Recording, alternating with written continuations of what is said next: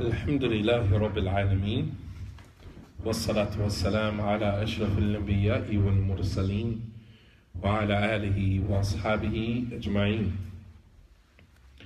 Alhamdulillah, we continue with our Ramadan series, building resilience in the month of Ramadan through the dua of the prophets in the Quran. Alhamdulillah, today marks day number 14 from the month of Ramadan. All right, so that means that we are basically 2 weeks into Ramadan, basically halfway through. That means that 6 days from now, we will be at the last 10 nights of Ramadan, very quickly. How fast has time gone by? All right, as Hassan, one of the scholars of the past, he said, "Ya ibn Adam, innama anta ayyam, idha dhahaba yawmun dhahaba ba'du." O child of Adam, indeed you are mere numbered days, or today is the 15th of Ramadan. All right, we are mere numbered days. You are numbered days. Your life as a human being consists of just days. And every time a day goes by, a part of you has gone by. So that means in 5 days, we will be at the last 10 nights of Ramadan. SubhanAllah, how fast does time fly? Actually, today is the 14th, and tonight is the 15th night. So today is the 14th day. Tonight is the 15th night of Ramadan. So that means that we're 2 weeks into the month of Ramadan, halfway through, and we're almost done. In a few days, we'll be arriving at the last 10 nights. And of course, this is the time for Muslims to get even more serious about fasting. This is the time to start seeking out Laylatul Qadr, seeking the night of power. And inshallah ta'ala, as we move closer and closer to those days, inshallah ta'ala, I will do a lecture related to that. I wanted to start a little early tonight. Usually we start around 7:15, 7:20, but it is 6:45 right now, and I wanted to start a little early because the subject matter that we're going to touch on today is very profound, and I wanted to make sure that I had enough time to address it in its totality. So we've arrived at dua number 14, all right, and as every day we kind of reiterate, the du'as that we've covered in the past. We've covered the du'a of Adam, Yusuf, Ayub, Ibrahim, Musa, Yunus, Zakaria, Ar-Rasikhuna fil Ilm, Ya'qub, the believers, Ribbiyun. We covered the du'a of Ibad al-Rahman, right? Ibad al-Rahman. And tonight we're going to cover the dua of Prophet Sulayman. Prophet Sulayman, the son of Prophet Dawood. And as I walk you through our lecture tonight, I want you, for those of you who are sitting at home, you have access to the Quran. Pull out your English or your Arabic Quran.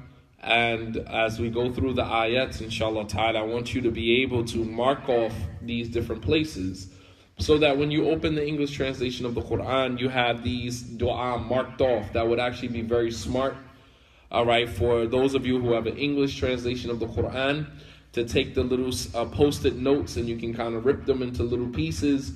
And so every dua that we've covered, every place that we've covered, you have that marked in your Quran. You have it marked in your Quran, so you never have to search for it. You look at your little markers, you look at your little post-it notes, and those notes will tell you at the top of your post-it note, you can write the name of the prophet, so that if you are ever looking for the dua of that particular prophet, all you got to do is look at your post-it note. It says Ibrahim. You flip right to that page. The dua of Ibrahim is right there. You write Prophet Musa at the top of your little paper, your little post-it note, and you flip to the page, and the dua of Prophet Musa is right there. All right? So that you always have a constant relationship with these dua. I'm not covering these dua in Ramadan so that we could say, MashaAllah, the class in Ramadan was very good. No, I want you to be able to reference these dua. Reference each one of the duas that we've covered has a story behind it. There's a story behind it, and I'm sure that out of all of the dua that we've covered so far, we've only scratched the tip of the iceberg. We've only scratched the surface.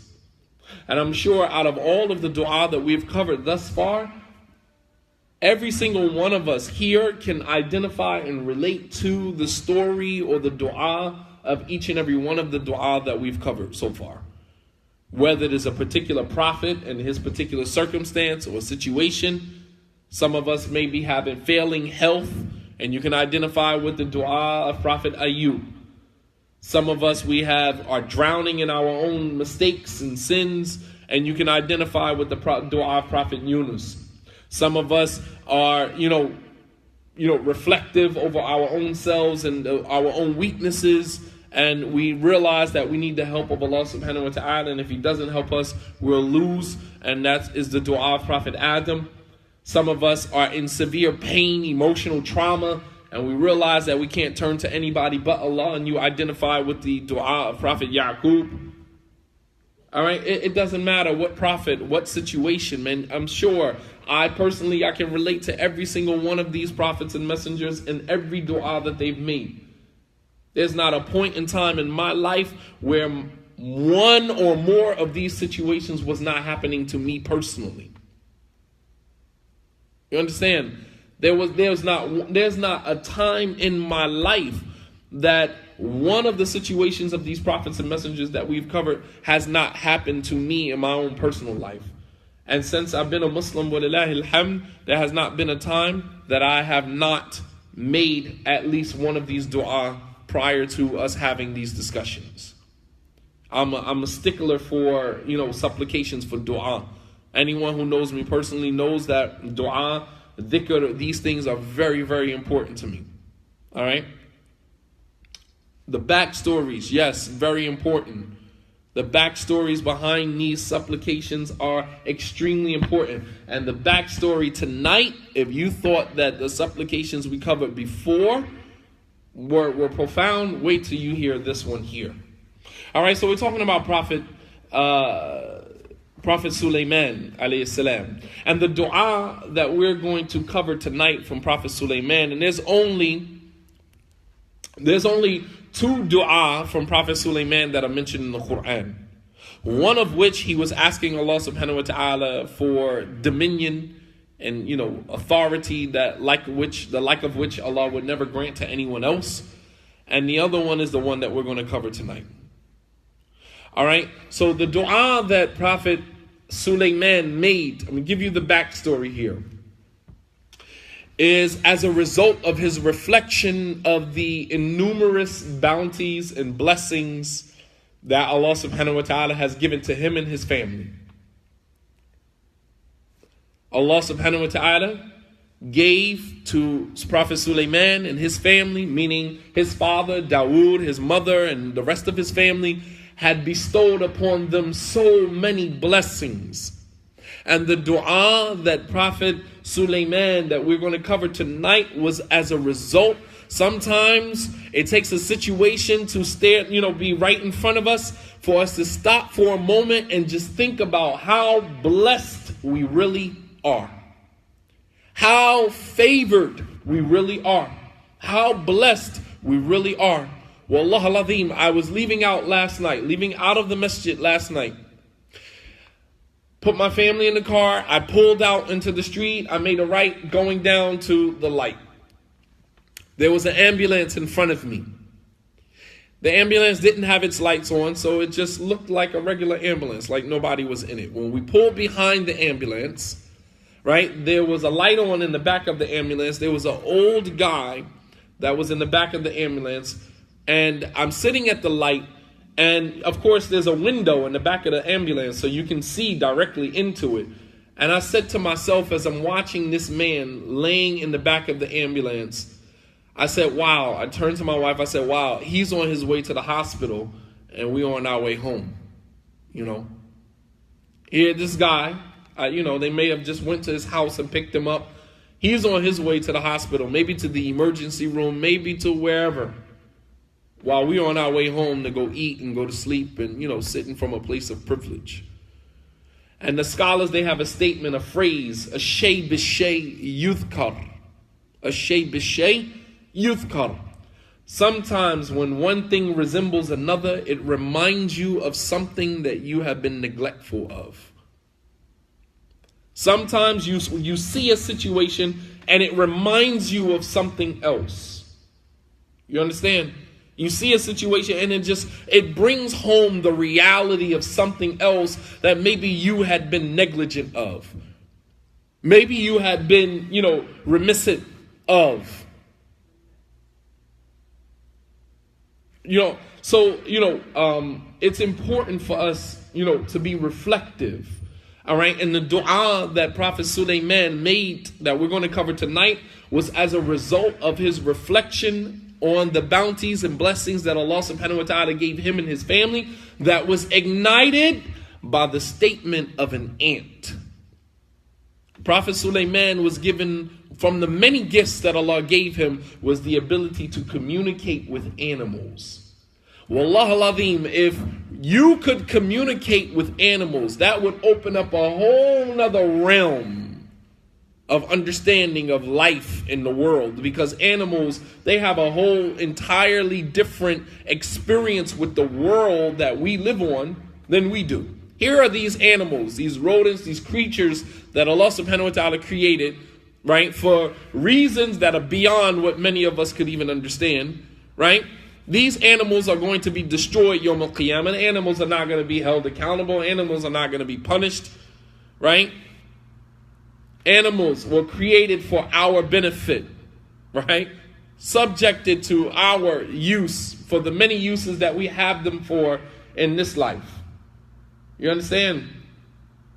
And could you imagine what communicating with the birds would be like? The birds, they see the world from above. We walk on the earth. We're talking about creatures who see the world. Most of their time is spent in the air, flying, seeing the world from, a bird's eye view, as we say. Could you imagine what communicating with ants? These are the hardest working creatures on Allah subhanahu wa ta'ala's green earth. Could you imagine the story, the narrative that an ant would have if you could sit down and have a community? That would probably be a real conversation. Human beings, everything is so pretentious, right? You can probably squeeze, an honest conversation out of 1,000 people. You understand? An animal is going to give you nothing but genuine conversation. And Prophet Sulayman had been given the ability to communicate with animals, namely ants, birds, and many other animals. He also had been given the ability to communicate with the jinn as well. And we'll talk about some of the blessings that Allah subhanahu wa ta'ala gave him. But Prophet Sulayman's reflection on the bounties of Allah was ignited by a comment that was made by an ant that he heard miles away. Allah subhanahu wa ta'ala made Prophet Sulayman's hearing so finite, so, intense, that he was able to hear the conversation of ants miles away. Some of the scholars of tafsir said the comment that this ant made was, he was 3 miles away from where Sulayman was, and he heard the whole conversation. But it's amazing how something so small, so insignificant, could ignite such a profound thought process. Right? Allah subhanahu wa ta'ala says in the Quran, وَحُشِرَ لِسُلَيْمَانَ جُنُودُهُ مِنَ الْجِنِّ وَالْإِنسِ وَالطَّيْرِ فَهُمْ يُوزَعُونَ. Allah subhanahu wa ta'ala said, we gathered for Sulayman were her soldiers from amongst the jinn and from amongst the men and birds, marching in rows. So here is Sulayman marching with his army from amongst the jinn, from amongst the men and the birds. He had been given the authority to command the animals, right?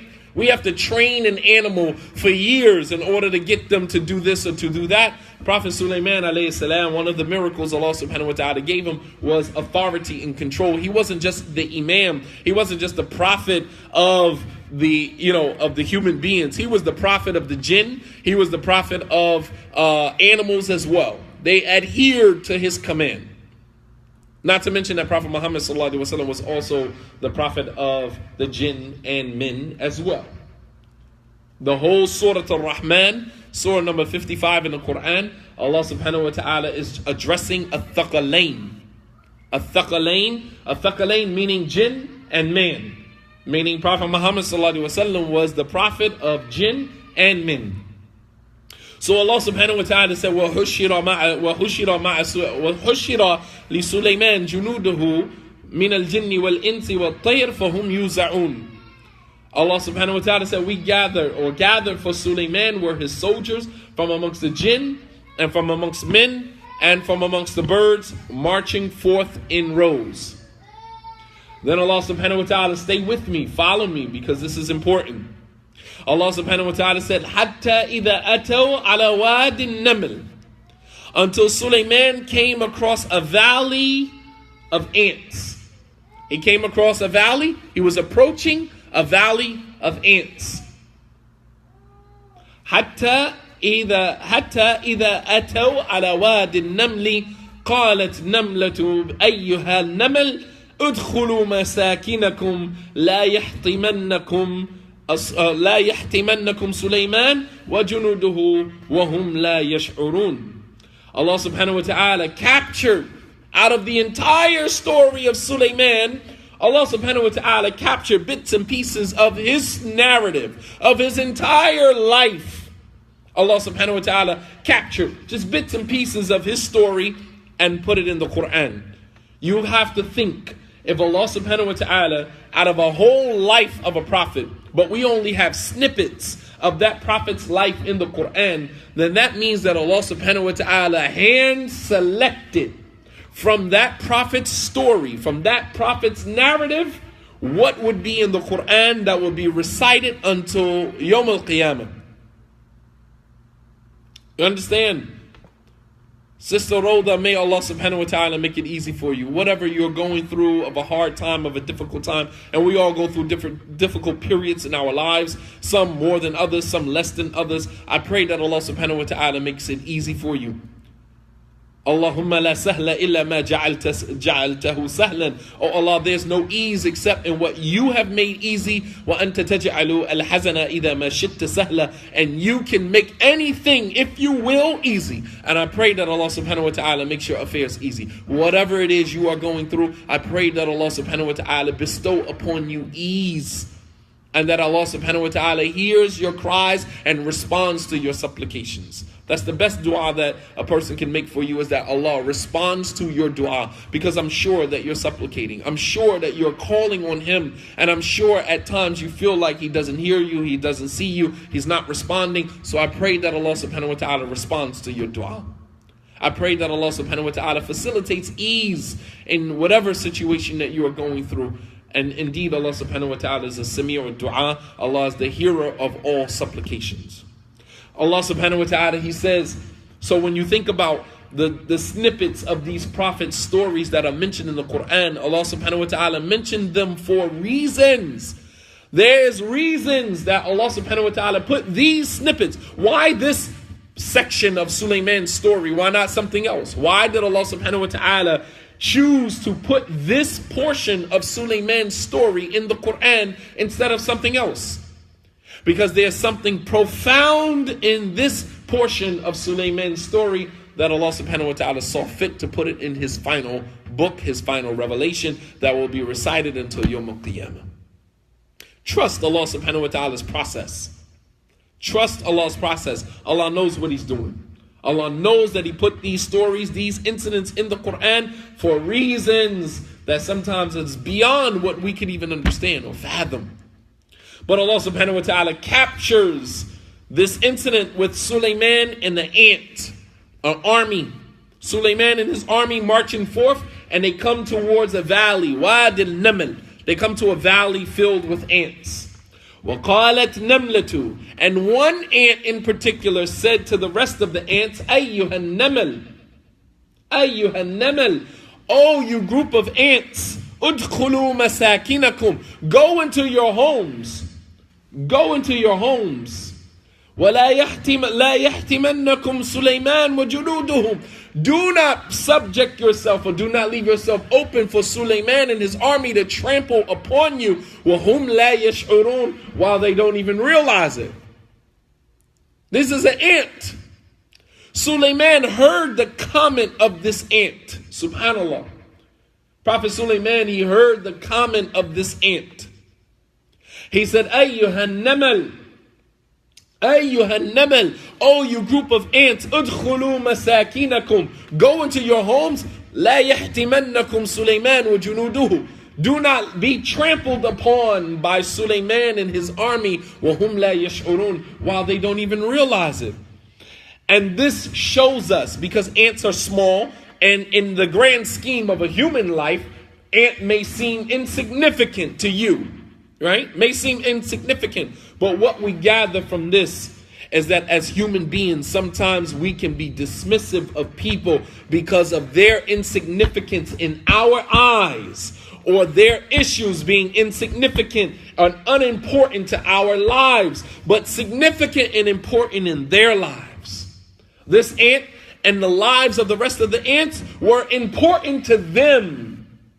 May not have been important to Sulayman and the other human beings that were with him, the army. They're on their way to war. They're on their way to battle, right? And they're looking at a bigger picture. They're looking at the world from a different perspective. From a soldier's perspective, an insignificant ant on the floor means absolutely nothing. But to that ant's life means everything to it. You follow me? So this is what we draw from this. Many lessons we can draw from this, but one of the main lessons that I wanted to highlight here is how we can be dismissive of other people's significance. Don't be dismissive of other people's significance. That person may not mean anything to you, but that person means everything to themselves. That person's issue may not be important to you, but that person's issue is important to them. It's important to them. And our religion teaches us to be empathetic, not to be dismissive of people. You don't necessarily have to agree. You don't necessarily have to see the world the way they see it, but to respect that person's significance. To respect their significance. I don't want to come off dismissive towards you because that may be important to you. But it may not be important to me because I don't live your life. I don't see the world through your lens. So I can't possibly understand how important it is to you. I'm sure it must be important to you, but to me, it may not be that important, but it does not stop me from respecting your significance and what you consider important, right? That ant's life and the life of the other ants was obviously important. This one ant just saved the whole entire colony of ants. Obviously, their lives were important to them. He said, "La yahtimannakum Sulayman." Do not let Sulayman and his army trample upon you, step on you, وَهُمْ لَا يَشْعُرُونَ, while they don't even realize it. It's not that they were doing it on purpose. It's just that the ants sometimes are so insignificant that we don't see how important they are. You understand? And it's actually haram in Islam to kill ants. If they're not harmful, it is haram to kill them. But to speak to them, they may understand, wallahu a'lam, but to speak to them and ask them to leave your house. Ask them to exit peacefully. Ask them to exit. Ask Allah subhanahu wa ta'ala to, rid your house of, So, the point that I'm making is that this comment by this one little ant, and another lesson, right? Another lesson that we get from this is that no matter how small you are, you can make an impact. This one little ant just ensaved an entire colony. No matter how small you believe you are, you can always make an impact. Mu'athir. You can make an impact. This one little ant made an impact. All right? So the story continues, right? Allah subhanahu wa ta'ala now capturing the response or the reaction of Sulayman when he heard this ant. If you could hear ants speaking, right, that would be just mind-blowing, right? I probably wouldn't want that because I'm sure that they have a narrative, they have a story to tell from their angle, from their perspective, the way they see the world, the way they see human beings, right? The way they see human beings, they will probably tell us something about ourselves that we probably wouldn't want to hear, right? Ants, if you could hear the conversation of an ant that lives in your house, tell you about yourself, seeing you from the lowly position where they are, they live right there on the ground, and be able to look up at you as a human being and tell you about yourself, you probably couldn't handle the conversation that an ant had for you. Most of us probably couldn't handle that conversation. Because the animal, that insect, is seeing you from a world where you couldn't possibly begin to understand their perspective. All right? And Allah subhanahu wa ta'ala captures Prophet Sulayman's response. So profound. Allah subhanahu wa ta'ala said, فَتَبَسَّمَ ضَاحِكًا مِنْ قَوْلِهَا. And Sulayman started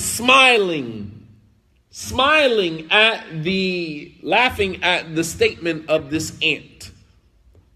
How, serious this ant was about saving its life and the life of others, and, warning the others that Sulayman may possibly step on you without even realizing it. Because from human beings' perspective, we see the world from where we see it, and ants, they see the world from where they see it. And sometimes our perspectives don't align with one another, right?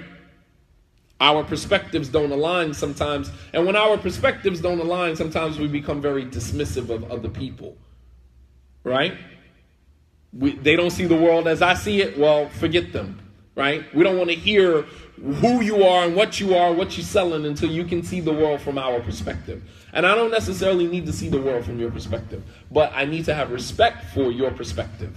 And that's something that our religion teaches us. Unfortunately, we have lost sight of that today. We want to make everybody one. We want to put everybody on one accord. And you are not allowed to have your own world experiences and bring that along with you as we travel this path of being upon La ilaha illallah Muhammadur Rasulullah. You got to see, right?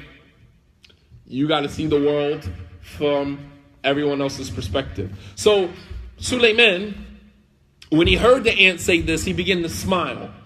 And this statement of this ant, it reminded Sulayman of all of the blessings that Allah subhanahu wa ta'ala had given him that perhaps he had not been as grateful for, or have not done his due diligence in showing gratitude to Allah subhanahu wa ta'ala. Here's an ant telling other ants to go into the house because they don't want to be smashed.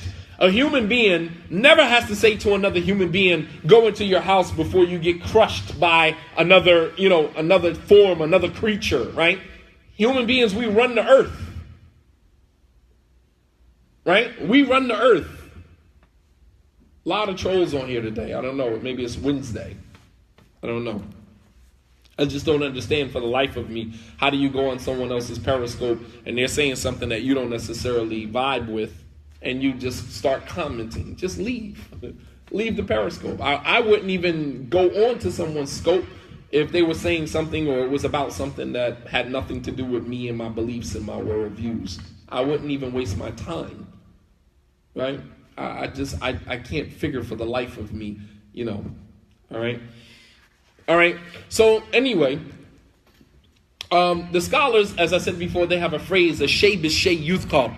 Something, when you see something that reminds you of something else, it triggers something. Like when you see someone, it reminds you of another incident or something else going on in your life, right?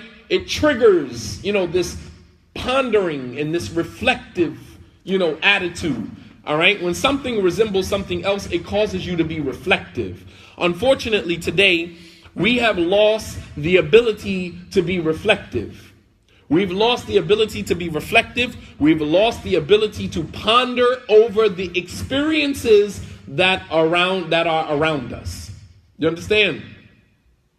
We have failed to become a nation of people who are reflective and who ponder over the experiences that are around us. We have a plethora of experiences, whether personal, social. We have a plethora of experiences. People that we've met in the elevator, somebody you met at Starbucks, somebody you met at Dunkin' Donuts. That was an experience. Even if the window was very short, you may never run into that person again, but we have to make the experiences that we have with one another meaningful, because they are all a contributing factor into you becoming the best you that you are going to become, or the worst you are going to become, either or.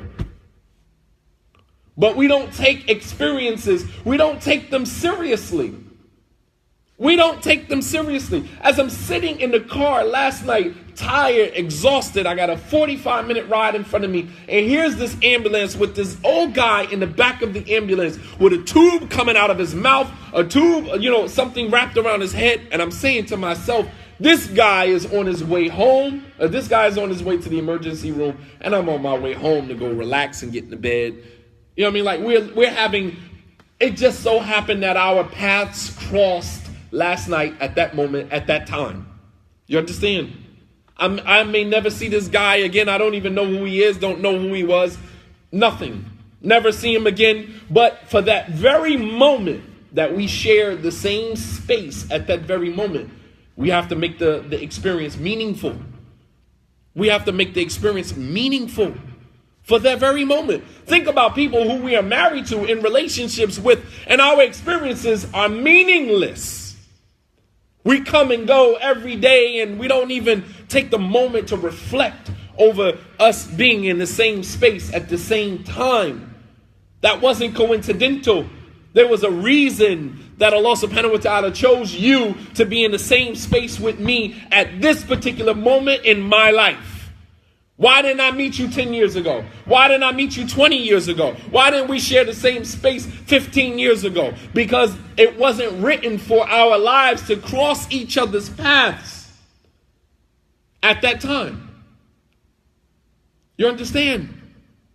It's divine. And as a result of that, we've lost, the ability to be reflective and to ponder over the experiences that are around us. All throughout the Quran, Allah subhanahu wa ta'ala, instructs us, right? Right? Allah subhanahu wa ta'ala instructs us to be reflective on the world around us. Allah subhanahu wa ta'ala says, أَفَلَمْ يَسِيرُوا فِي الْأَرْضِ فَتَكُونَ لَهُمْ قُلُوبٌ يَعْقِلُونَ بِهَا أَوْ آذَانٌ يَسْمَعُونَ بِهَا. Don't they travel through the earth and see what was the end result of the nations that came before? That they have hearts that hear and eyes in which they see. Right? Hearts with which they reflect and they understand, because life is such that you can only live it going forward, but you can only understand it going backwards. You don't understand the world going forward because you don't know what the future holds. You live your life going forward, but you can only understand it going backwards. The further back you go about the world, it helps to broaden your world perspective, your world view. A person who has a very narrow world view is because the person doesn't know anything about their history. Which is why Kanye West can make a comment like 400 years of slavery. That seems like a choice to me. He can make a blatant comment. He can make a callous comment like that. Because we're talking about someone who is not reflective over what happened and what transpired throughout history. So you sit from a place of privilege and you judge the past based upon where you are right now because you don't know the past. Live in it for a few. Live in the past for a little bit, right? Dive into some books, swim a little bit in the past, in the history, and I promise you, your worldview will broaden. It will broaden a whole lot. So all throughout the Quran, Allah subhanahu wa ta'ala instructs us to be reflective. Allah subhanahu wa ta'ala says, أَفَلَا يَتَدَبَّرُونَ الْقُرْآنِ Don't they ponder and reflect on the Quran? أَمْ عَلَى قُلُوبٍ أَقْفَالُهَا Or is there a lock on your heart? A lock on your heart. That means that your ability to ponder and reflect is very minimum. You don't have the ability to ponder and reflect. Alright? Allah subhanahu wa ta'ala commands us to ponder over the Quran. Allah commands us to ponder and reflect on the nations that came before. Right? Because you can only live life forward, but you can only understand it backwards. However, we've lost the ability to ponder and reflect.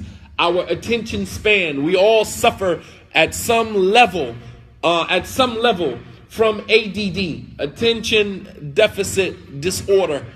We all suffer on some level from ADD living in this country, living in this particular climate. We are suffering. Our attention span has been compromised by social media. Our attention span has been compromised by social media and its ocean of information, games, apps that provide us with constant engagement, which has in turn devalued in our eyes the process and the need for deep reflection. You understand?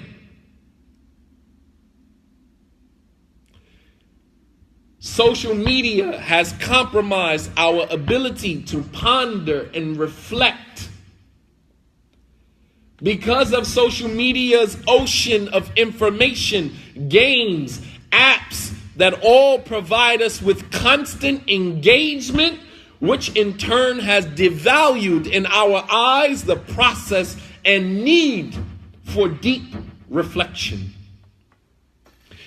There's a very beautiful, wallah al-azim, for those of you who understand Arabic, the quote that I'm about to give to you is so profound. In English, I'm going to do my best to translate it so that it makes sense to you in English. For those of you who understand Arabic, sit back for a moment and just allow these few sentences to sink deep into your heart, into your soul. Hassan al-Basri, one of the great scholars of the Tabi'un. Hassan al-Basri. You'd be hard-pressed to talk about the Tabi'un or mention the generation that came after the Sahaba without mentioning Hassan al-Basri. Hassan al-Basri, he said, عَمَلْنَا الْقُلُوبِ بِالتَّفَكُّرِ We conditioned our hearts to ponder. We conditioned our hearts to ponder. عَمَلْنَا الْقُلُوبِ بِالتَّفَكُّرِ We conditioned our hearts, right? Constantly engaging our hearts to be reflective. فَأَوْرَثَنَا التَّذَكَّرِ And by being reflective, it caused us to remember things that we had forgotten about. فَرَجَعْنَا بِالتَّذَكُّرِ عَلَى التَّفَكُّرِ وَحَرَّكْنَا الْقُلُوبِ بِهِمَا So we began to ponder more and remember more, and then ponder more and remember more, and we brought our hearts back to life as a result of that. حَرَّكْنَا الْقُلُوبِ We begin to move our hearts in a direction where they became lively. Subhanallah. عملنا القلوب بالتفكر فأورثنا التذكر فرجعنا بالتذكر على التفكر وحركنا القلوب بهما And we begin to bring our hearts back to life with both of them, pondering and reflecting and remembering the things that we had forgot about. He said, فَإِنَّ الْقُلُوبَ لَهَا أَسْمَعْ وَالْأَبْصَارِ He said, the hearts, they have ears and they have eyes. The hearts, they have ears, and the hearts, they have eyes. They can hear and see. Understand? Wallah al-azim, so profound if you understand Arabic. Wallah al-azim, your heart, your qalbuka yutiru fi as-sama. Your heart should be flying in the air right now. Subhanallah.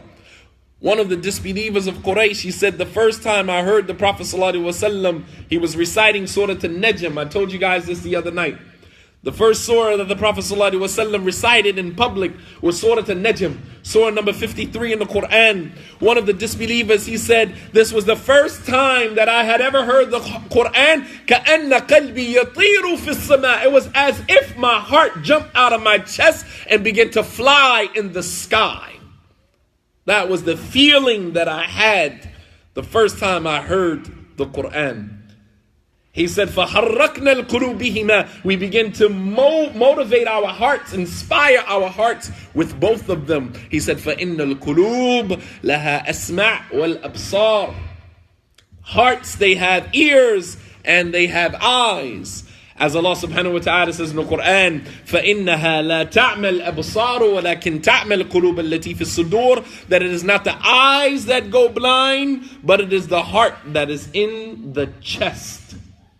Social media has stolen our ability to ponder and reflect. And as a result of pondering and reflecting, we begin to become ungrateful because we forget about all of the bounties and blessings that Allah subhanahu wa ta'ala has given us. Wallah al-azim. Think about our children right now. Our children, this generation of children, are the most ungrateful, privileged children that America has ever seen. And that is as a result of the constant engagement of social media, which has stolen their ability to ponder and reflect on the experiences and the world around them, which has caused them to forget much of the blessings that they have. You see the process. You see the formula. Wallah al-azim, I have a couple of them. And many of my children, I have already taken their cell phones from them. They don't have cell phones. Some of them don't have cell phones right now as we speak, because of the very same thing that I am telling you right now. Ungrateful, privileged.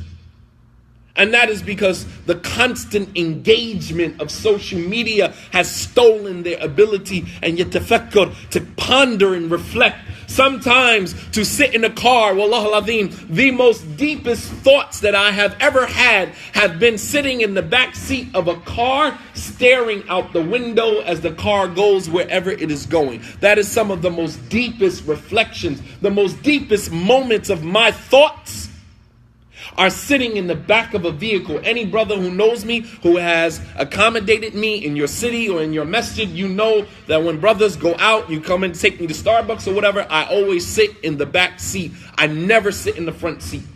Because as long as I'm sitting in the front seat, I got to engage the driver. I got to talk to you. And I told you before, I don't like people. I like to be into myself. I am my own best friend. You understand? I am my own best friend, and it took me a long time to figure that out. Placating everybody else's feelings, right?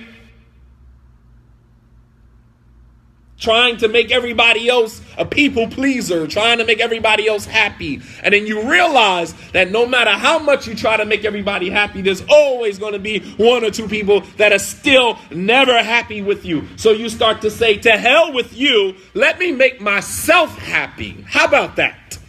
And I ain't never got to worry about being dissatisfied with me. You understand? Facts on top of facts. I ain't never got to worry about disappointing myself, because I am true to myself. To thine own self, Absolutely. You ain't never got to worry about disappointing yourself, because you don't allow yourself to get beyond yourself. You tell yourself, reel it in. It's not that serious. You not that guy. You understand? So I say to hell with everybody else, man. I try to make me happy at this point. So I'm wasting my life trying to make everybody else around me happy, only to find that the more you try to make them happy, the more dissatisfied and the more disgruntled they become with you. So you start to say, you know what? I give up, man. I can't make people happy.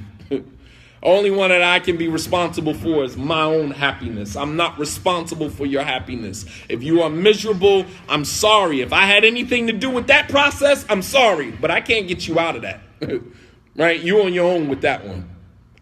If you unhappy, you miserable. If I contribute to any of that, I'm sorry. I never meant to hurt you. That wasn't my intention. I'm a human being, and we do things. I'm a man on top of that. On top of being a human being, I'm a man. So, we don't always get it right. We do dumb things at times. So, but it wasn't intentional. I didn't mean to hurt you. It wasn't my intention. You bring it to my attention, I apologize all day long. That's not my struggle. But I can't get you out of that situation. If you're miserable, that's your own journey. You got to get yourself out of that one, man. I can't help you. I can't help you. And that includes your family as well. That includes your family as well. You can choose to be a victim, or you can choose to not be a victim. That's your choice. Being a victim is not a choice. If someone targets you, you didn't ask for that. You didn't ask for the person to target you. Being a victim is not a choice. You didn't have any choice in that. Person woke up on the wrong side of the bed, miserable, hurt people. So he decided he's going to make your life miserable today. You the victim today. You didn't ask for that. We don't ask to be victims. Being a victim is not a choice. Remaining a victim is a choice. Remaining a victim is a choice. You can choose to wallow in that situation. Oh, woe is me. Or you can say, you know what? The person did that to me. That says a lot about them. That doesn't define me. And I have to keep it moving. You understand? So, nonetheless, Prophet Sulayman, alayhi salam, he used the comment of the ant, ignited within him that very moment. At that very moment when he heard the comment of that ant, it ignited within him the ability to now begin to be reflective. Here is this creature in fear that I'm going to walk over top of it, kill it because of my own dismissiveness. And Allah subhanahu wa ta'ala has placed me in this position of authority, right? I don't ever have to worry about that. But here's other creatures worrying about my harm, right?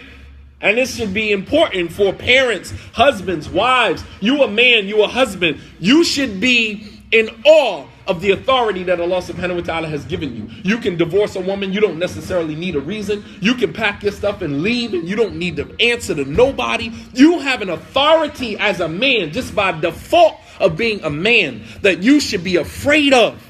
That subhanAllah, Allah has put this woman, these children at my beck under my authority. You understand? That should make you, that should make you reflect.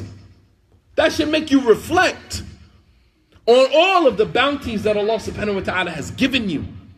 As a woman, Allah has given you the authority. You control most of the time the direction of the children and how those children are going to turn out, especially the boys. The woman is the first, the mother is the first woman the son falls in love with. And based upon his relationship with his mother will determine how he interacts with women for the rest of his life. Illa man rahimallah, except those men whom Allah decides to have mercy upon them. As a woman, as a mother, you shape the social, psychosexual component of that male child based upon your interaction with them. You can either build him up and make him a king and he'll treat every woman in his life like a queen, or you can break him down, make him a peasant, and he'll treat every woman in his life like a whore. You understand? You, as a woman, you play a big role in that. You can either build your child up, build his self-esteem, build his look on himself, And you can make him think of himself as a king, and he'll treat every woman in his life like a queen, or you can reduce him to a peasant. You can break him down to his lowest molecule until there's nothing left of him, and he'll treat every woman in his life like a whore. He'll have no respect for any woman. And so for all these men out here, degrading women and belittling women, they grew up in homes with single mothers. You're trying to figure out where did that come from. So don't say, there was no man in the home. The man does not shape the boy's relationship with other women. He don't do that. Because when men get a certain age, we don't see our fathers as the role model anyway. Because that's our way of gaining our independence. I'm not following behind him. Even my oldest son, I'll pick up a pair of shoes. He'll grab the opposite just to show me that he's his own man. You understand what I'm saying? Men don't get that from other men. They look at you, they pick you apart, they get some little bits and pieces from you that they, feel that can be a benefit to them. But the rest, they trying to figure it out on their own, as they should. They just using you as a model. But you don't, as a man, don't shape his relationship with other women. His mother does. His mother does.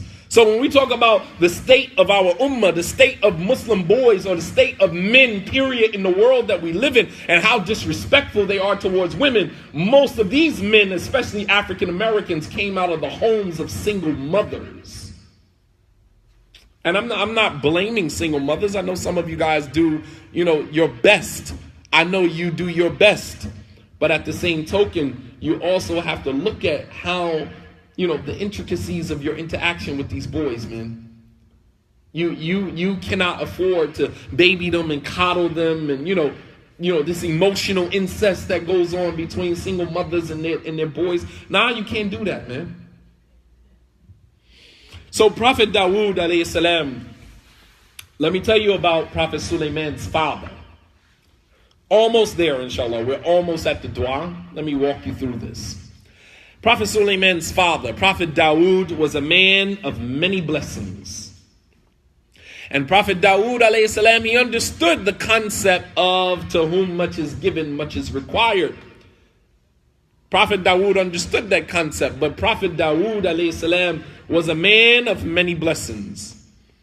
He understood the concept to whom much is given, much is required. Allah subhanahu wa ta'ala bestowed upon him and his family innumerous blessings. Allah subhanahu wa ta'ala says in the Quran, وَلَقَدْ آتَيْنَا دَاوُودَ مِنَّا فَضْلًا. And indeed we have given Dawood from us many blessings. This is Allah subhanahu wa ta'ala's statement. Allah subhanahu wa ta'ala said, indeed, we have given Dawood from us many blessings. Fadla. We have given him many blessings. Allah subhanahu wa ta'ala, let's walk through some of the blessings, because sometimes we need to be reminded of what Allah subhanahu wa ta'ala has done for us. We look at fasting in the month of Ramadan as a burden. We look at salat as a burden. We look at not being able to eat pork as a burden. We will look at not being able to wear silk or jewelry or gold as a burden. We look at the hijab as a burden. We look at all of these things in the religion. We want Islam without Islam. That's what we want. We want Islam without Islam. We don't want the 5 pillars. We don't want the 6 articles of faith. We want an empty shell of a religion. That's what we want for many of us. And you can go from your academic Muslims who use their intellect to try to rationalize why this shouldn't be, why that shouldn't be, why I can do this, why I can't do that. And then you got your weak Muslims who don't want to exert any energy, and they want to sit back from a place of privilege and say, well, I'm Muslim too. Well, guess what? We're not the same type of Muslim, brother. We are not the same type of Muslim. We are not the same. Your name is Muhammad and Abdullah. My name is Shadi Muhammad. But we are not the same type of Muslim. You want Islam without Islam. We complain about everything Oh, the hijab, why I gotta wear this? Oh, it's so hot, why do I have to do this? Oh, it's the month of Ramadan, why do we have to fast? Why? I don't really understand why. Right? Just had a Muslim on here now. What's the real reason to fast? I don't really get it. Why do we have to, why can't we do this? Or why can't we, we want to rationalize everything. We want Islam without Islam. Why not just leave Islam, man? Why don't just go find you another religion, man? Because you obviously don't want Islam. You don't want the religion that Allah subhanahu wa ta'ala perfected. He said, "Al-yawma akmaltu lakum dinakum." This day I have completed for you your religion. Wa atmamtu alaykum ni'mati, and I have perfected my favor on you. Islam is a blessing from God. It's a blessing from Allah subhanahu wa ta'ala. Allah called it a ni'mah. Wa atmamtu alaykum ni'mati. Understand? I have perfected my favor upon you. I have completed my favor upon you, my blessing upon you. وَرَضِيتُ لَكُمُ الْإِسْلَامَ دِينًا. And I am pleased with Islam for you as your religion. These are the words of Allah subhanahu wa ta'ala. I am pleased with Islam for you as your religion. Allah is pleased with the religion as He revealed it to us. He is pleased with this religion for us. We are not pleased with the religion for us. We are not pleased. So we want to, circumvent, we want to reinvent, we want to get around this and that, we want to rationalize, we want to, we want to philosophize everything until we can mold and shape the religion to exactly the way we want it to be. And Imam Malik rahimahullah ta'ala, he said when that ayah was revealed, he said, "Ma lam yakun deenan yawma idhin lan yakun deenan." Whatever is not a part of the religion on the day that ayah was revealed will never be a part of the religion. That ayah completed our entire deen. So much so that the Jews came to Umar bin al-Khattab. They said, there's a verse in your book that if that verse had been given to us as the Jewish people, we would have taken that day as a holiday. Umar said, "What verse are you referring to?" They were referring to this verse. "Today I have completed for you your religion, completed my favor upon you, and I am pleased with Islam for you as your religion." Umar radiallahu anhu, he said, "I know when it was revealed, where we were when it was revealed, what was happening at the time it was revealed. You don't have to tell me anything about anything in my book." Prophet Dawood alayhi salam, some of the blessings that Allah subhanahu wa ta'ala gave him. Allah blessed him with courage. Having courage is a blessing, right? And only a coward understands that, because a coward wish that he had courage. Only a coward understands how much of being courageous is. You understand? Because cowards, they know they're cowards. Make no mistake about that. They know they're cowards. We don't see somebody do some coward stuff or cowardly stuff and we say, "Man, that's some coward stuff. Why would the person do that?" Don't think the person who did it don't know that he's a coward. He knows he's a coward. He knows when he did some real cowardly stuff. They know. They know better than anybody. So the one that knows that having courage is a blessing is a coward. Allah subhanahu wa ta'ala bless, wallah al-azim, there's nothing worse than being a coward. You are your own biggest enemy, because the same person you fear bleeds just like you bleed. Walk on 2 feet just like you walk on 2 feet. No different between you and that person. Why are you afraid of that person? Why are you afraid?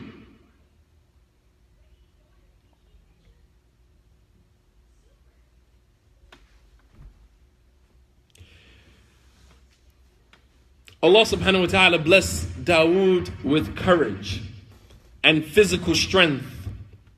And with this, he slew, or he killed, right? He killed Jalut, which we know in English translation is Goliath.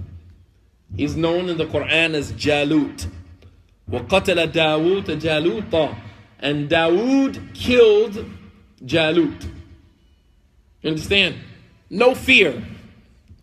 Everybody was afraid of Jalut. Everybody was afraid of Jalut. when Prophet Dawood, who was a young boy at the time, young man at the time, he didn't even wear a coat of mail. He didn't even wear any armor. They said, you're going to go out and fight him without any armor on? You know what Dawood said? Prophet Dawood said that if it was meant for me to die, I'm going to die with my armor on or die with the armor off. It doesn't really matter. If death is written for me, I'm going to die anyway, whether I got the armor on or I don't have it on. No fear.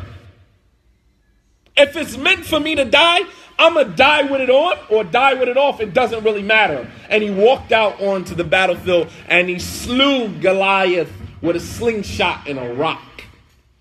Allah subhanahu wa ta'ala gave Dawood control over the mountains. The biggest thing in our existence, biggest thing in our creation are the mountains. Huge mountains.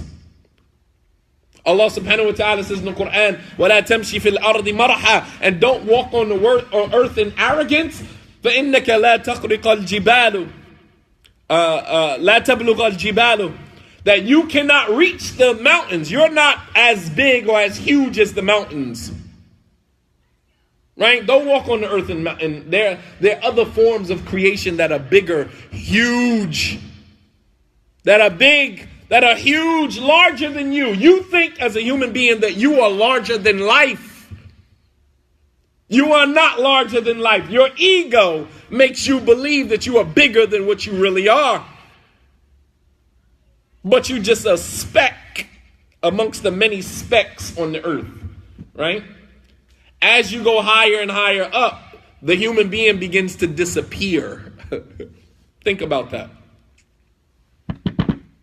We think that we're larger than life as human beings. But the higher you go up, right? If you want to ride at Great Adventures, as you go up on the ride, human beings start to get smaller and smaller and smaller, right?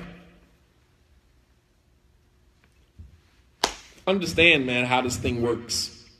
Shaitan thought he was better than Adam as well. He said, I'm better than him. That was his ego talking. Shaitan wasn't actually better than Adam. He said, خَلَقْتَنِي مِن نَارٍ, you created me from fire. وَخَلَقْتَهُ مِن طِينٍ, and you created him from dirt.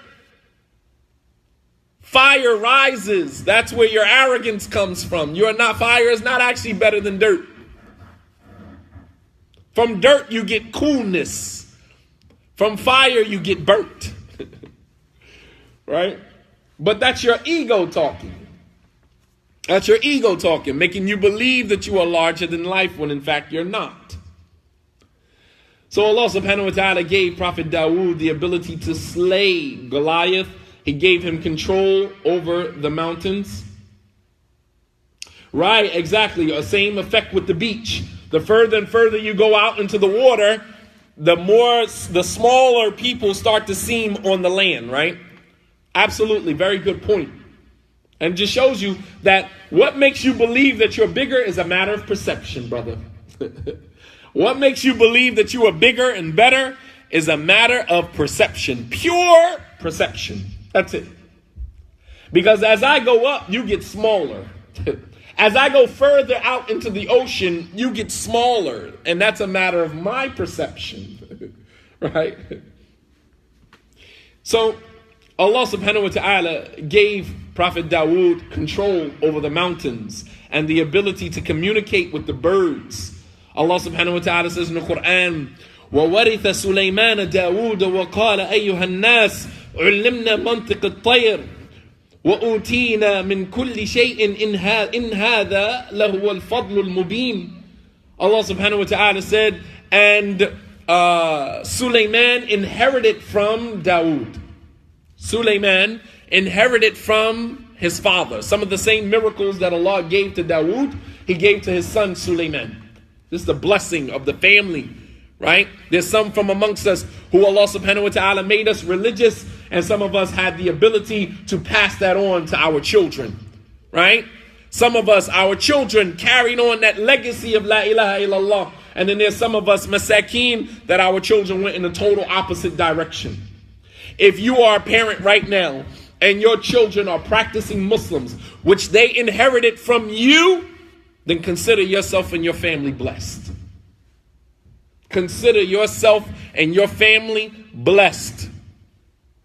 My family is here. My extended family is here online, both of whom come from Muslim families, both of whom I am married to, their daughters who are practicing Muslims. Consider yourself blessed. Consider yourself blessed. Allah subhanahu wa ta'ala said, وَرِثَ سُلَيْمَانَ دَاوُودَ. And Sulayman inherited from his father Dawood. All of the miracles that Allah gave to Dawood, Sulayman inherited all of that, including prophethood. SubhanAllah. There were some prophets who Allah subhanahu wa ta'ala even made their sons prophets. And then there's some who, like Prophet Nuh alayhi salam, who Allah drowned his son right in front of him. Not only was his son a disbeliever, Allah subhanahu wa ta'ala killed his son right in front of him. You understand? So there's some prophets who Allah subhanahu wa ta'ala did not allow their children to inherit from them anything. Not their good character, not their deen, not anything. And then there's some who are blessed and highly favored, who Allah subhanahu wa ta'ala blessed you with Islam and blessed your children with Islam as well. It may not be the best practicing Muslims. Nonetheless, they are under close watch and they still identify with Islam as their religion. Consider yourself blessed, highly favored. You are a family that Allah subhanahu wa ta'ala has blessed. Allah subhanahu wa ta'ala said, and Sulayman inherited from his father Dawood. And he said, O people, O people, we have been given the ability to speak the language of birds. That was from the blessings that Allah gave to the family of Dawood and Sulayman. They gave them the ability. He inherited from his father the ability to communicate with birds. And I'm sure that that was a heck of a conversation. You understand? And he said, وَأُوتِينَ مِنْ كُلِّ شَيْءٍ. And we have been given everything. إِنْ هَذَا لَهُوَ الْفَضْلُ الْمُبِينَ. Indeed, this is a manifest blessing from Allah subhanahu wa ta'ala. Allah made iron, the iron pliable for Dawood. Pliable, that Dawood was given the ability to twist and bend iron for his own benefit. Subhanallah. Allah subhanahu wa ta'ala says in the Quran, وَأَلَنَّا لَهُ الْحَدِيدِ وَأَلَنَّا لَهُ الْحَدِيدِ. And we made hadid, we made iron pliable for Dawood. Allah subhanahu wa ta'ala gave Dawood the ability to manipulate iron so that he could make coats of mail, of armor. He's a warrior. Alright, and Allah subhanahu wa ta'ala gave him the ability to do righteous deeds. And as the Prophet ﷺ described the intermittent fasting of Dawood, when the man, he told one of his companions to fast every other day, and the man said, I can do more than that. The Prophet ﷺ said, La khayran ghayra. There's no good in other than this type of fast. This is a siyam Dawood. This is the fast of Prophet Dawood. Prophet Dawood alayhi salam used to fast every other day. Tell me a man who recognizes his blessings, and I'll show you a man who spends his life trying to repay God for those blessings. The Prophet ﷺ used to stand up at night until his feet would bleed. And when Aisha asked him, why do you do this when Allah has forgiven you for your past and your future sins? He said, أَفَلَا أَكُونُ عَبْدٍ شَكُورًا. Should I not be a grateful servant? Meaning, I don't do less because of the blessing. I do more because of the blessing. I do more.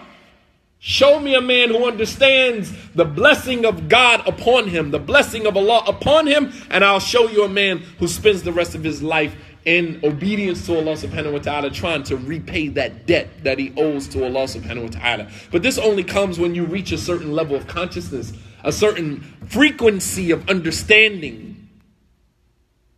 This only happens when you arrive at a certain place, when you understand, as the Prophet ﷺ said, لو تعلموا ما أعلم لضحكتم قليلا ولبكيتم كثيرا. That if you knew what I knew, you would cry much and you would laugh less. You would laugh less and cry more. That's because the Prophet ﷺ had a higher understanding, a higher degree of understanding of the world and his relationship with Allah subhanahu wa ta'ala. And his son, Prophet Dawood, his son Sulayman, Allah subhanahu wa ta'ala gave him control over the wind. Allah subhanahu wa ta'ala not only gave Sulayman control over wind, he gave him control over wind for a month's journey. A month worth of wind, right? That's how long his reach was.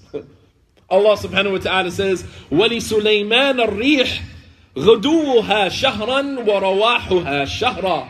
And Sulayman, we gave him rih, we gave him control over the wind.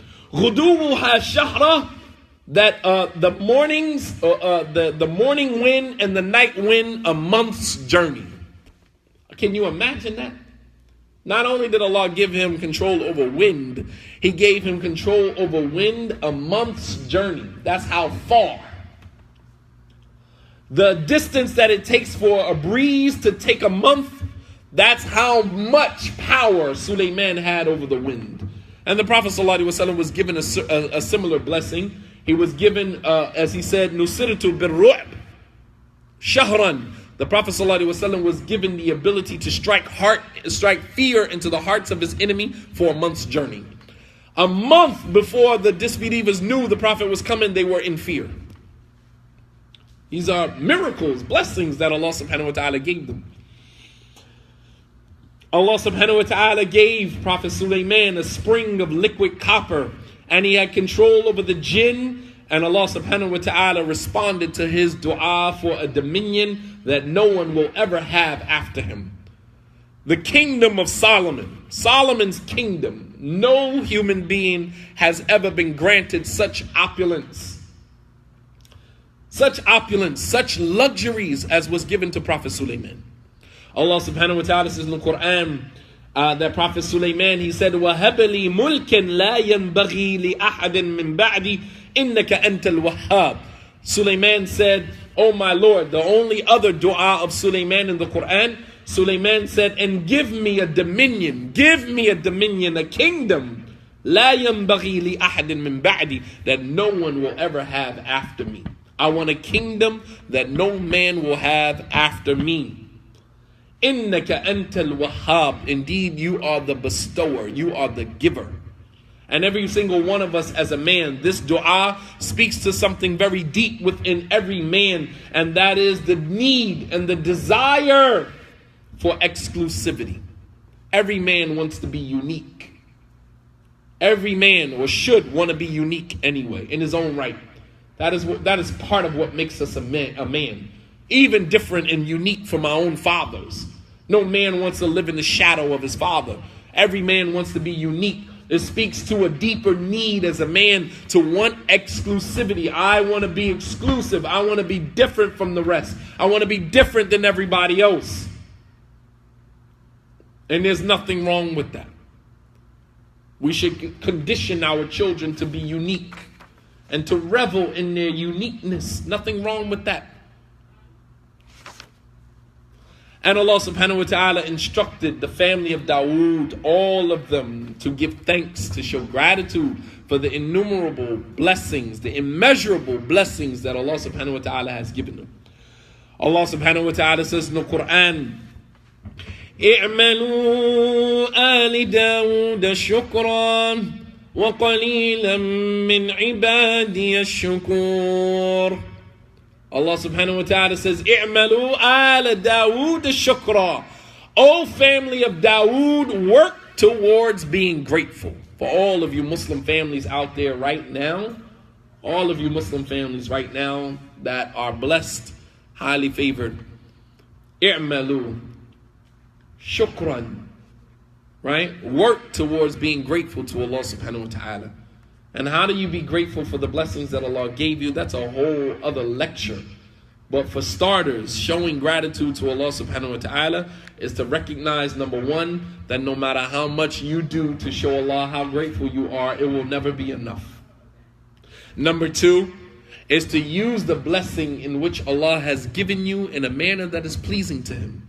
And number three is to speak about your blessings. Allah subhanahu wa ta'ala loves to be praised. As human beings, we love to be praised. We love when people talk about us and the things that we've done. Some people live and revel in self-praise and revel in the praise of others. Allah subhanahu wa ta'ala loves to be praised for what He has done for His creation, to talk about the blessings of Allah subhanahu wa ta'ala. Allah subhanahu wa ta'ala says, "I'malu ali Dawood shukra." Work, O family of Dawood, towards being grateful. وَقَلِيلٌ مِّنْ عِبَادِيَ الشَّكُورِ. And Allah ended the ayah by saying, and only few of my servants are grateful.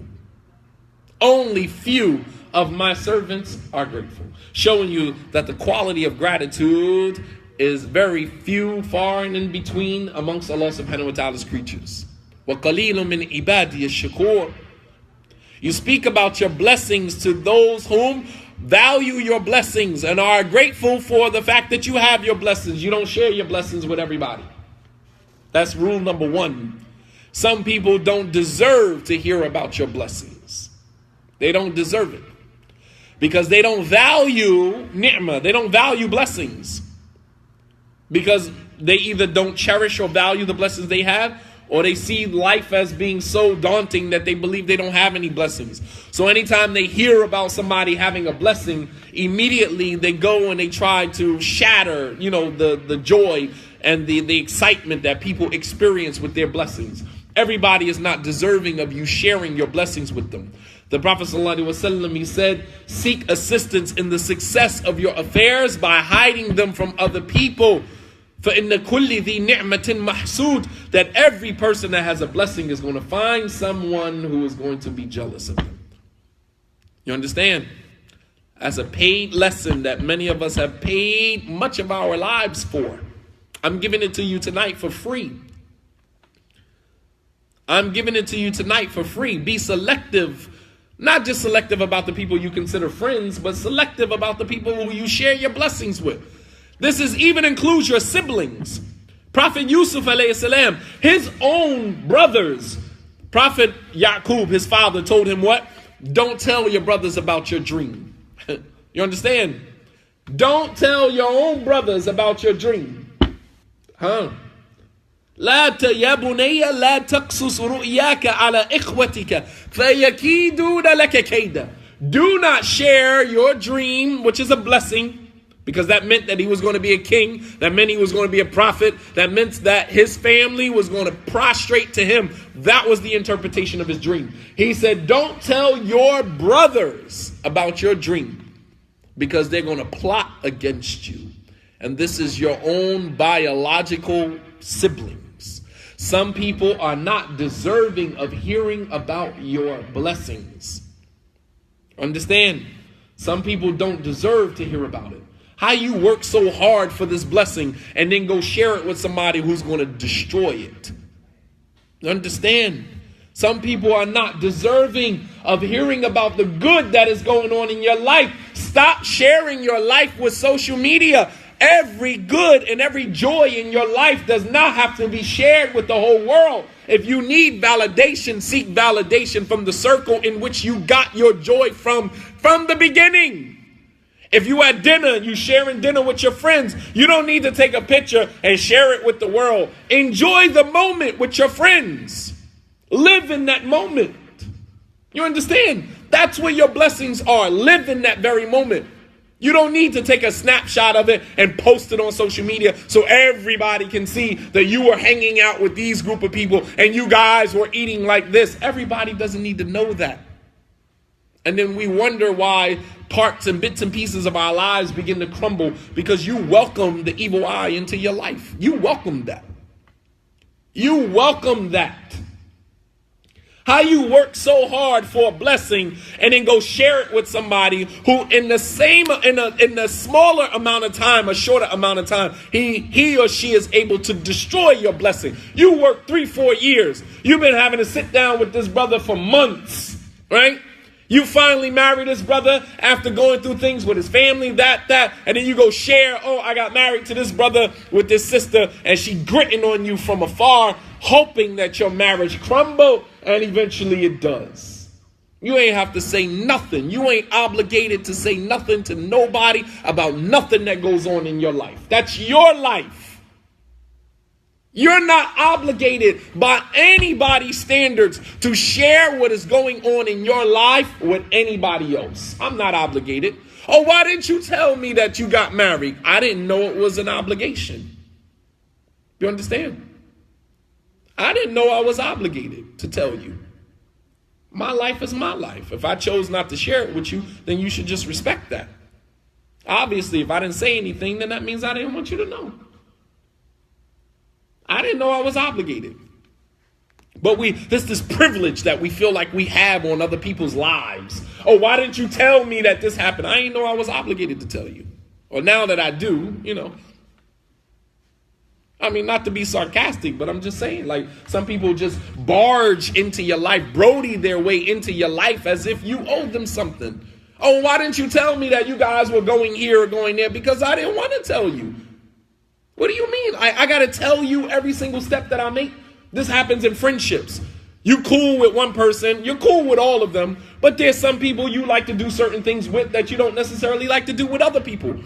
And some people just don't know how to respect that until you spell it out for them. You got to spell it out for them. You can't let them figure that out. You have to spell it out for them.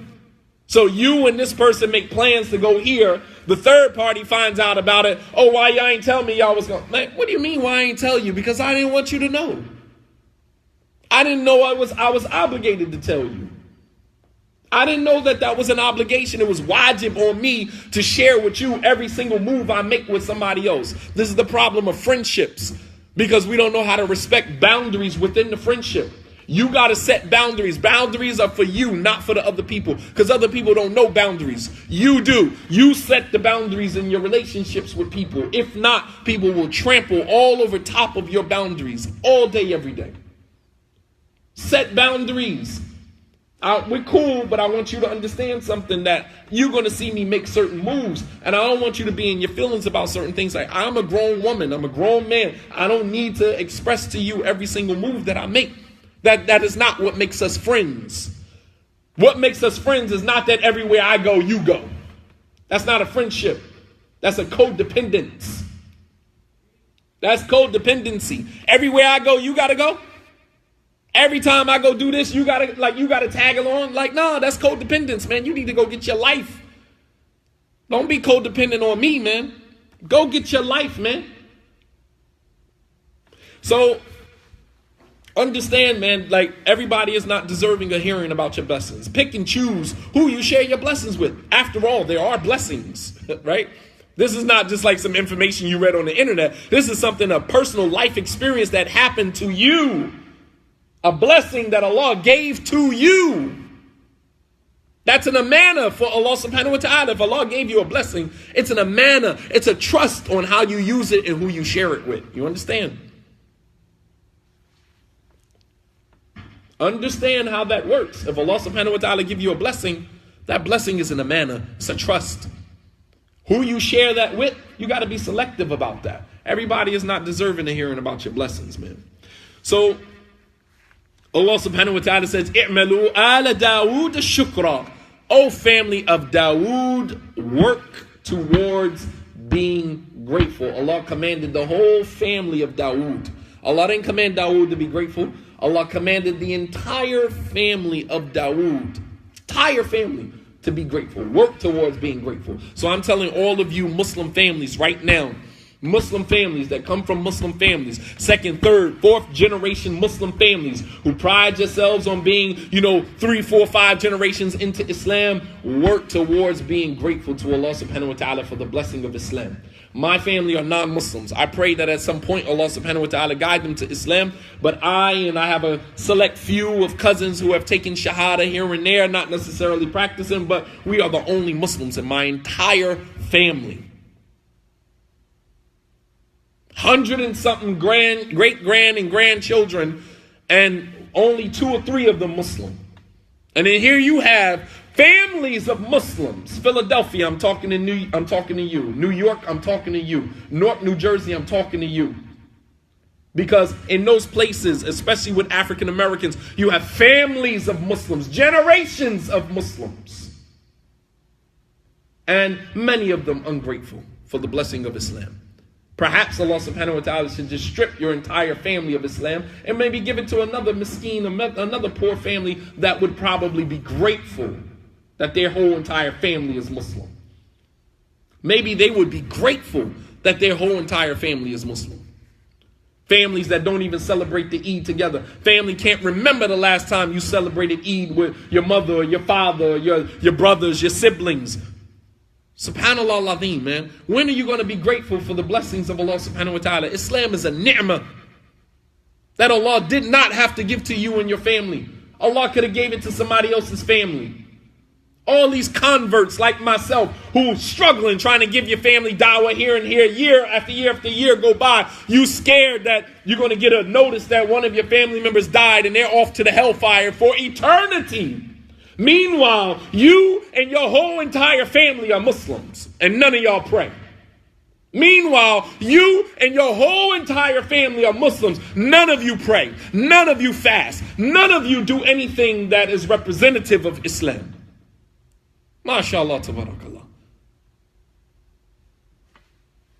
Or we allow, this one is Salafi, he ain't Salafi. Man, I wouldn't give a daggone if your mother, your father was not. I wouldn't care what they were. That's your mother, that's your father. Allah subhanahu wa ta'ala bless your family with Islam.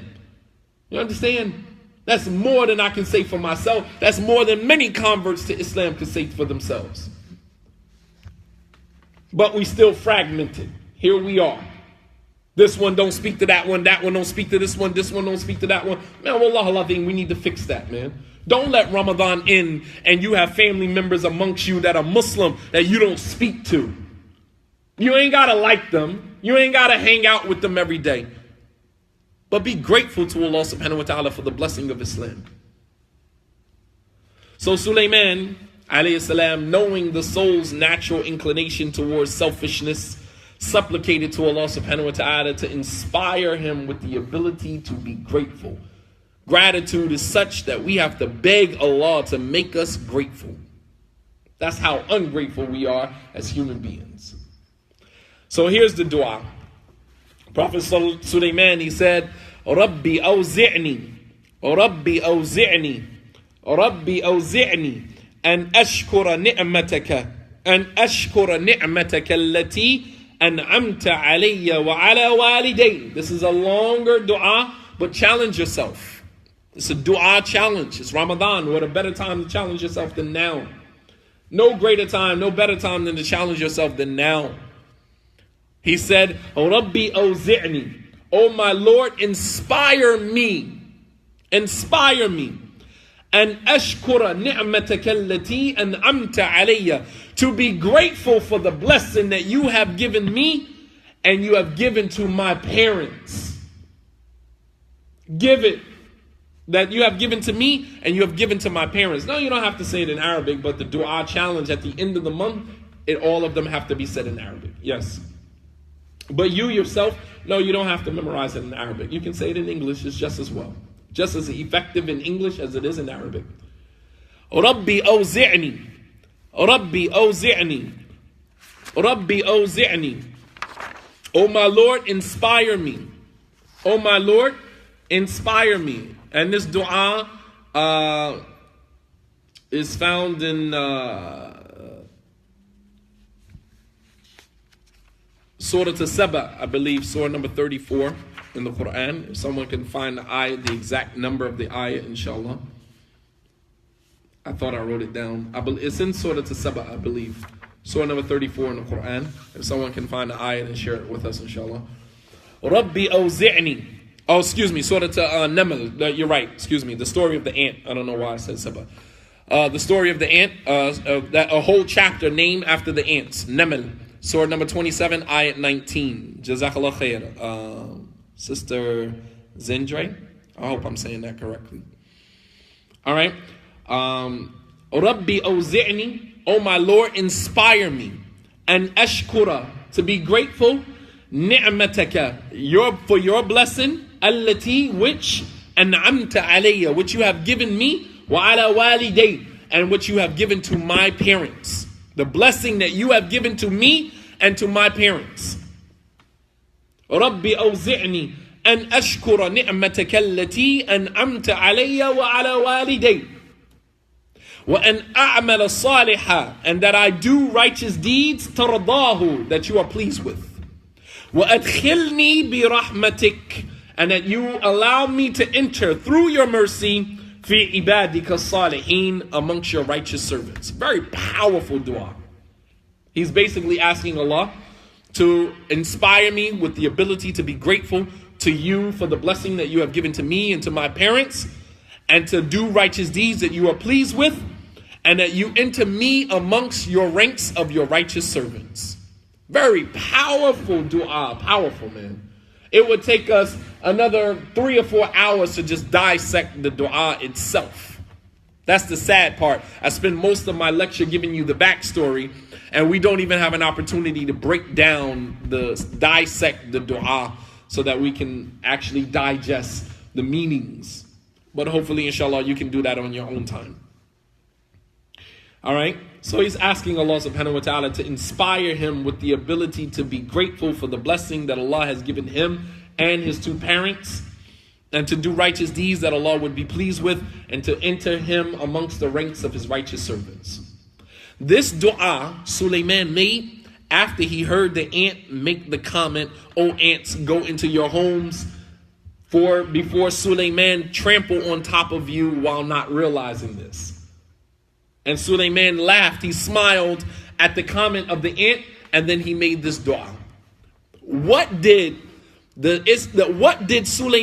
inspired Sulayman to go back and reflect? It was the reflection that caused him to remember all of the blessings that Allah has given him and his family. It only takes one situation. This was a light bulb moment for Prophet Sulayman. This was a light bulb moment for him. The light bulb went off by simply seeing this situation. رَبِّ أَوْزِعْنِي أَنْ أَشْكُرَ نِعْمَتَكَ الَّتِي أَنْعَمْتَ عَلَيَّ وَعَلَى وَالِدَيَّ وَأَنْ أَعْمَلَ صَالِحًا تَرْضَاهُ وَأَدْخِلْنِي بِرَحْمَتِكَ فِي عِبَادِكَ الصَّالِحِينَ وَأَدْخِلْنِي بِرَحْمَتِكَ فِي عِبَادِكَ الصَّالِحِينَ وَأَدْخِلْنِي بِرَحْمَتِكَ فِي عِبَادِكَ الصَّالِحِينَ. Oh my Lord, inspire me with the ability to be grateful to you. Right? SubhanAllah, sometimes we need to be reminded of what Allah has done for us. What Allah has done for you and your family. Here we are, Muslim family, Muslim daughter don't even speak to her mother. Muslim son don't even speak to his father. Muslim brothers and sisters don't even give each other salams. You come over to your mom's house, you don't even give your brother and sister salams. Look at how we treat the blessing of Allah subhanahu wa ta'ala. Meanwhile, you have poor individuals who come into Islam, embrace Islam, and their whole entire family is Christian. Their whole entire family are Christians. They don't even have somebody that they can sit down with and have conversations with about Islam. They have to duck and dodge shade that is being thrown at them constantly by family members who either don't understand Islam or don't care to understand about Islam. Subhanallah al-Azim. Meanwhile, you Muslim, your whole family Muslim, and y'all treat the blessing of Allah subhanahu wa ta'ala, treat the blessing of Islam like it's nothing. How many Muslim families, mother don't pray, father don't pray, children don't pray? How you Muslim, whole family of Muslims, nobody prays in the house. How? Sometimes, brothers, you marry women and then they come from a whole Muslim family. Nobody in the family pray. You like, yo, girl, how your whole family Muslim? Nobody pray in the house. Nobody pray. How is your whole family Muslim and nobody prays? I don't understand that. Nobody makes a lot in the house. And then here you come, super Muslim, and everybody running for the hills. They see you coming with your thobe and your beard, and everybody want to get religious when you come around. No, don't get religious when I come around, man. Allah subhanahu wa ta'ala is always around. Allah subhanahu wa ta'ala see you, hear you, is aware of what you do even before you do it. Don't get religious because somebody who you perceive as religious come around. Now all of a sudden you want to put on a thobe, you want to start using mashallah, inshallah in your vernacular, right? Prior to that, the word Allah don't even come out your mouth. Yet the whole family Muslim. Like I pray that Allah subhanahu wa ta'ala, I pray for those of us who have children, those of us who we are the only Muslims in our family, and we are now starting a Muslim family from scratch. I pray that Allah subhanahu wa ta'ala keep our children upon this religion of Islam. I pray that Allah subhanahu wa ta'ala allow our children to carry on this religion to the next generation, so that with our grandchildren, inshallah, we now have a Muslim family. Those of us who converted to Islam and we don't have any Muslim family members, do you know how hard it is for us? Do you know how difficult it is not having any Muslim family members? Nobody in your family to talk to, nobody to share your journey with you, nobody to understand. You understand? Nobody. And then we get married, and then we have children, and we're trying to pass on that tradition to our children. That perhaps, inshallah, they will get married and have children, right? And then their children, now we have a Muslim family, because we have children and we have grandchildren that are now Muslim. So we got to wait for grandchildren to come along in order for us to have a Muslim family. Meanwhile, you got a mother, father, sister, brother, uncles, aunts that are Muslim, and we don't even value the blessing of Allah subhanahu wa ta'ala. I'll say the dua one more time. Rabbi awzi'ni an ashkura ni'mataka allati an'amta alayya wa ala waliday wa an a'mala salihan tardahu wa adkhilni bi rahmatik fi ibadika as-salihin. Fi ibadika as-salihin. Oh my Lord, inspire me with the ability to be grateful to you for the blessings that you have bestowed upon me and upon my parents, and to do righteous deeds that you will be pleased with, and to enter me amongst the ranks of your righteous servants. May Allah subhanahu wa ta'ala reward you all. Jazakumullahu khairan. Wassalamu alaikum wa rahmatullahi wa barakatuh.